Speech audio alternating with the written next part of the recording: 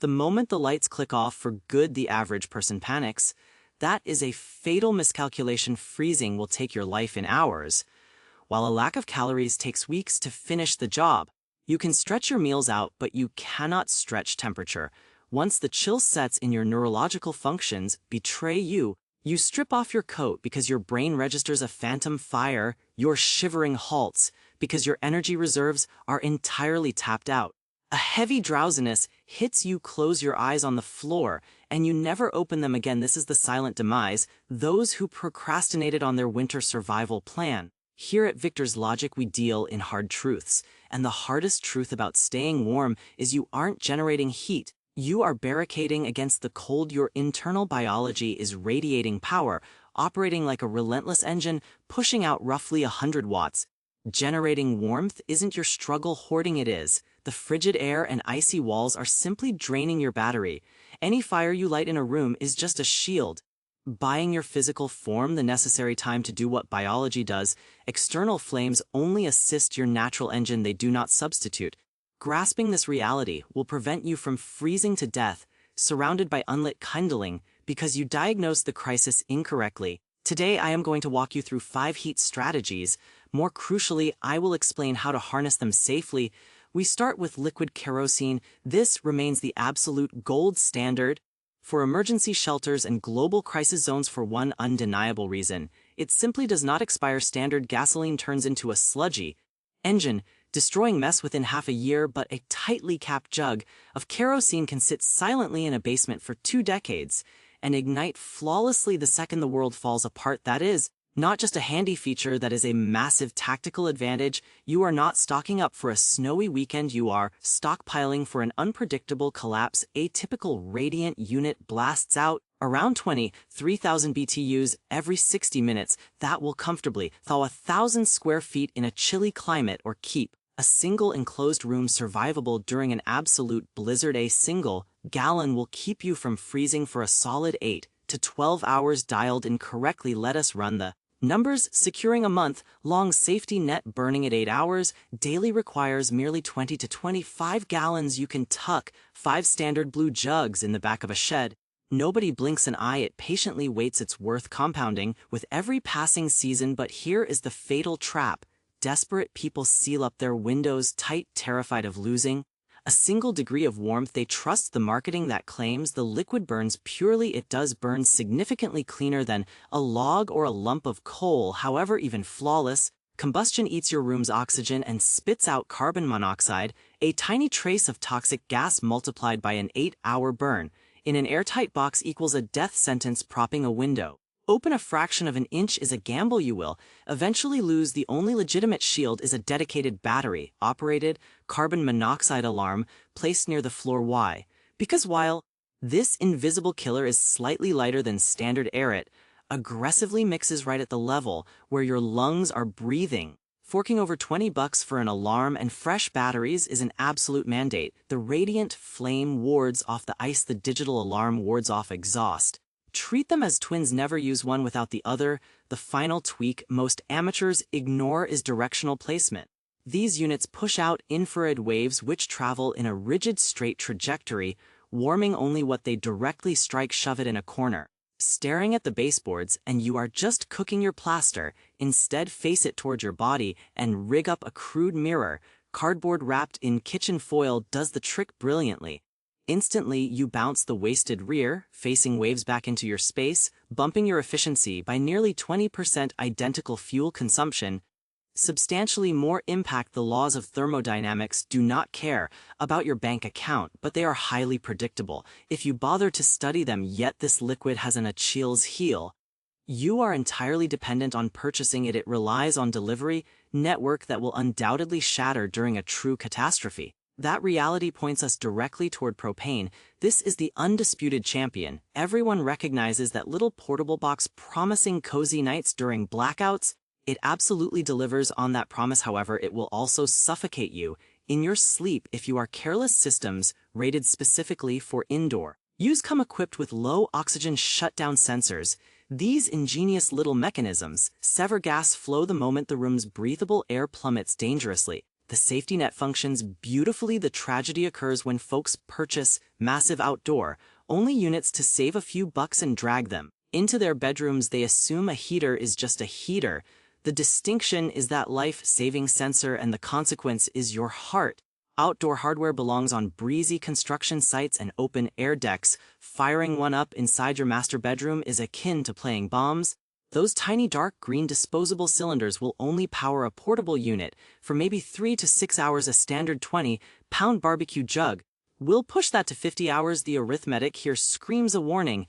Those small bottles are a massive waste for long-term survival. You are funding the metal packaging, not the gas. Refilling a tank costs roughly the same as buying a 4-pack of tiny bottles, yet it holds 5 times the energy. Spend $15 on a hose. Suddenly your weekend camping toy possesses the stamina of an industrial furnace.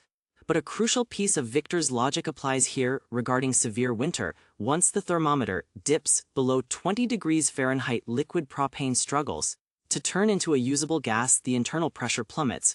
The burner chokes and dies even while your gauge insists tank full. As the freeze deepens, the failure accelerates. Victims have literally turned to ice beside tanks holding unusable fuel.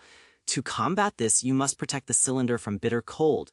Briefly rotate it into your warmed environment. Rely on bigger tanks, as their larger mass sustains internal pressure much better. Wrap the cylinder in heavy blankets to trap its ambient temperature, though obviously keep those blankets far from any open flame. Alternatively, juggle 2 tanks, burn one while the second thaws nearby. Furthermore, extreme cold forces brass valve connections to shrink, spawning invisible leaks in a hose that worked flawlessly in autumn. Slather every joint with soapy water before striking a match.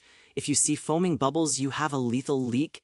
If it stays flat, you are clear. Perform this check in cold, because that is exactly when the metal shrinks and fails. Ultimately, though, both of these liquid and gas options share a flaw. They are refined, pumped, and trucked in by someone else.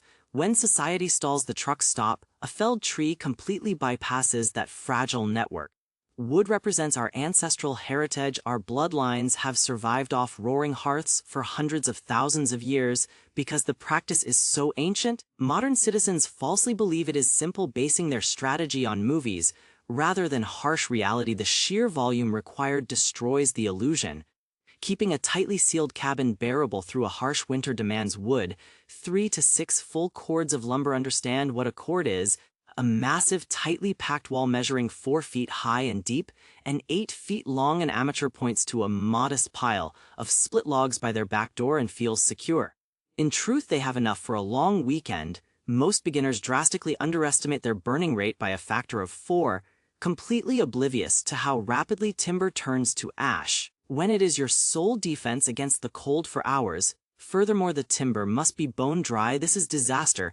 They chop down an oak and toss it into a firebox. The logs hiss, bleed sap, and choke the room with smoke, and coat the flue in thick, highly combustible tar. Freshly killed timber is half water by weight. Trying to ignite means you are desperately trying to boil away moisture, setting yourself up for a catastrophic flue fire. Correctly aged fuel contains less than 20% internal moisture, ideally closer to 15. Achieving that state requires a minimum of 6 to 12 months of patient curing. For dense hardwoods, the pile must be elevated from the damp soil, shielded from rain on top, but completely exposed to crosswinds on its flanks. If the leaves are changing color and you are just thinking about splitting logs for January, you have already failed. Unless you can buy baked lumber, you cannot accelerate the drying process. Ignored chimneys are deadly. Sticky tar buildup ignites with terrifying ferocity, turning your exhaust pipe into a jet engine that consumes your roof. Mandate a thorough sweeping before the frost hits and aggressively scrub it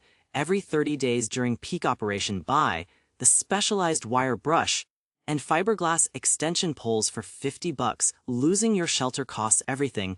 Learning to manipulate your stove's air valve is your masterstroke for conservation.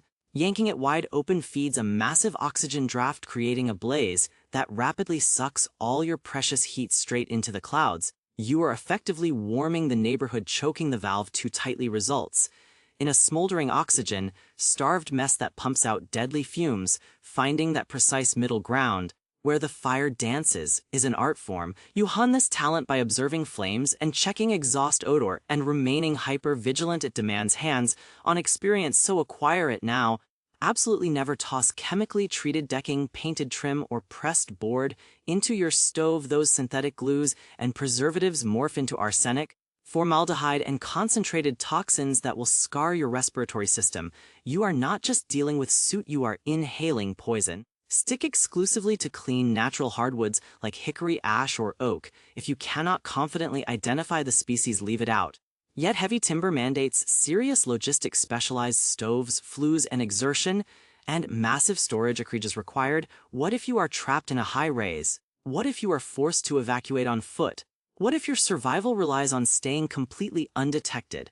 We pivot to liquid alcohol. This is the urban ace. Nobody brags about it because it lacks dramatic flair. There is no crackle, no massive heat wave, just a tiny silent, ghostly blue flicker, but it executes the mission flawlessly.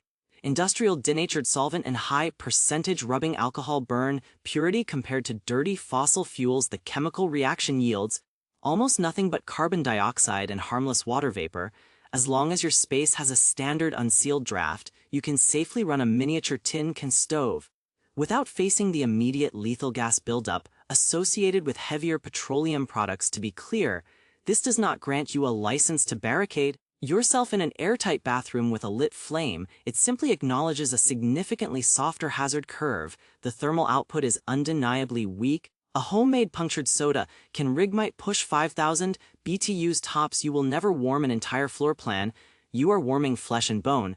You construct a heavy blanket fort over your mattress and huddle inside it. This is a micro-climate tactic where you completely abandon the concept of a living room and strictly focus on maintaining a survivable bubble of warm air trapped directly against your skin. It is miserable and cramped but prevents slushy blood. The supreme tactical edge here is procurement. Gallons of denatured solvent sit completely ignored in paint aisles. Across the country, standard rubbing alcohol is collecting dust in hundreds of pharmacies and corner markets, while panicked masses fight over the final propane tank at the gas station. You are quietly loading your trunk with a chemical energy source overlooked. It will sit in a plastic jug forever without spoiling. It demands zero specialized maintenance. Dropping $20 on a gallon secures you almost half a day of continuous life-saving combustion. Understand the chemical differences. The denatured variant is essentially grain liquor, spiked with poisons to stop people from drinking it. It burns incredibly hot and leaves almost zero residue. The medical rubbing variant burns at a lower temperature and creates a bit more black soot. Both will save your life. The former is superior for a long night, the latter beats freezing. You can pack a washed-out tuna tin with gardening perlite, saturate it, and you possess a functional heater. You can punch vents into an empty soup can. You can wedge a roll of cheap toilet paper into a bucket, drown it in solvent, and secure 8 straight hours of warmth. You are not buying a commercial gadget, you are securing chemistry, leveraging your own ingenuity. Still, even liquid solvents vanish as they burn. What if your ultimate backup plan didn't require lighting a single match? The final tier relies entirely on thermal mass and sunlight. This is an infrastructure strategy. There are no sparks to manage, no tanks to monitor, just the relentless laws of physics grinding away. While your neighbors frantically exhaust their fuel reserves, dense liquids hoard temperature. A single gallon of water absorbs energy, roughly 8 units for every single degree it shifts.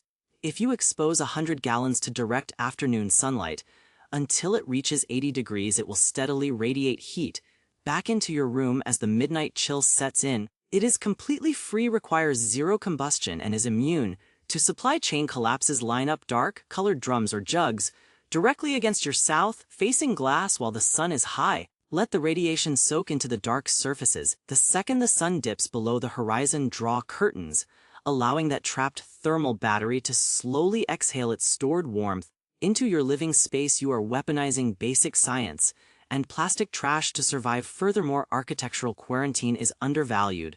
Slam every door shut, block off the guest rooms and hallways, force your entire existence into the tightest square footage possible. Slicing your physical living space in half instantly doubles BTU power. It is the most devastatingly effective adjustment you can make, and it does not cost a single penny. Merging these passive tactics with your active burners is ultimate. Fire up your mechanical heaters while the sun is working hard. On your water jugs, once night falls, kill the flames, and let the heated water drums sustain you until dawn. Your precious fuel caches will instantly stretch twice as far. You are orchestrating a hybrid defense, overlapping your methods. Just like you layer a winter coat, here is the final synthesis. These 5 methodologies are not an a la carte menu where you pick just one, they are overlapping plates of armor. Kerosene offers massive shelf, stable power. Propane provides rugged utility, timber grants you localized renewable independence, chemical solvents give stealth, passive solar water batteries work silently without consuming fuel, layered redundancy is the only viable strategy, any single point fails. But the statistical probability of all 5 strategies collapsing is low. You are never gambling your life on a single piece of hardware. You are investing in a diversified arsenal. The grid is fragile. It relies on a delicate web of operators who expect paychecks, and automated substations that demand constant upkeep. Snap one wire, and the entire illusion shatters. The freezing wind does not care about your belief in modern infrastructure. The window of opportunity closes violently and without a warning. Sirens secure your supplies right now. While it feels mildly paranoid and incredibly easy, once sirens blare, the easy options evaporate instantly. Keep the core principle in mind. Keep your internal engine running and trap warmth against your skin. Never let the freezing dark dictate your survival.